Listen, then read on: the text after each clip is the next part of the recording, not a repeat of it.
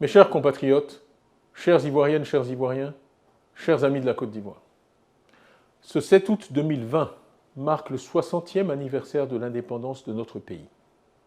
Ce n'est pas sans une certaine émotion que je me joins à vous pour célébrer ensemble le souvenir des combats et des victoires de nos pères. Sous la conduite éclairée de feu le président Félix Houphouët-Boigny et de ses compagnons, la Côte d'Ivoire, notre pays, a connu une transformation inégalée sur le plan physique, avec toutes les infrastructures dont nous jouissons encore jusqu'à ce jour, mais aussi et surtout, et de façon plus significative, notre pays a connu une transformation profonde en termes de valeurs, devenant pour les Ivoiriens, et au-delà pour de nombreux Africains qui y ont trouvé refuge, le pays de la paix et du dialogue.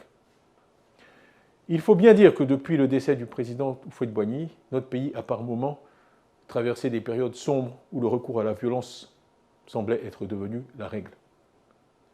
Malgré cela, je reste convaincu que les Ivoiriens, dans leur immense majorité, demeurent profondément attachés à ces valeurs de dialogue, de fraternité et de tolérance. En 60 ans, d'immenses progrès ont été réalisés grâce aux efforts de tous, nos mères, nos filles et nos sœurs, si travailleuses, nos braves paysans, nos entrepreneurs dans tous les secteurs de l'économie, formels ou informels, nos travailleurs des secteurs sociaux, santé et éducation, nos infirmières, nos instituteurs, nos professeurs, nos médecins, nos fonctionnaires, nos agents des forces de défense et de sécurité.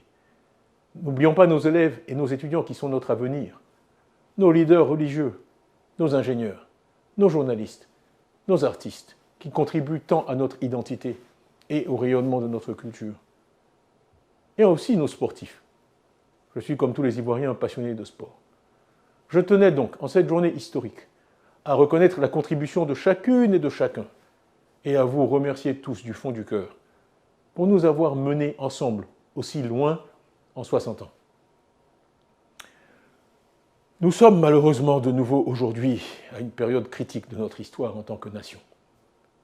Et nous devons, comme nos aînés l'ont fait avant nous, trouver dans nos valeurs éternelles d'union, de paix et de dialogue la force et la détermination nécessaires pour relever les nouveaux défis auxquels nous sommes malheureusement confrontés.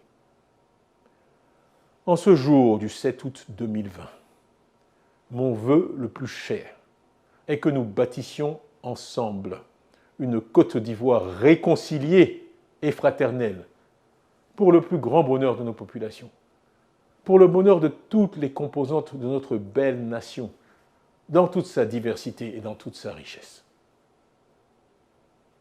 Ensemble, nous gagnerons les combats qui nous attendent et remporterons de nouvelles victoires pour les générations futures.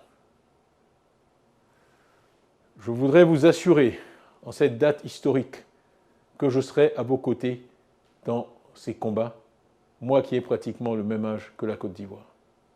Bonne fête et que Dieu bénisse notre beau pays.